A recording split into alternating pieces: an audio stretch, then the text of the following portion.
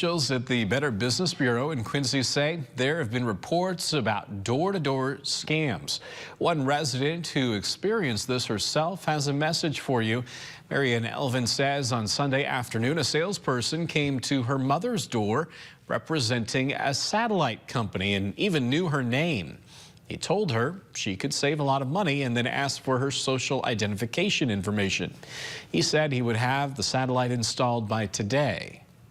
And birth date, social, which she did not do, thank goodness.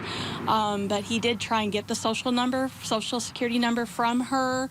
Then he did kind of mention also that if she would give her credit card today, there would be $1 charge.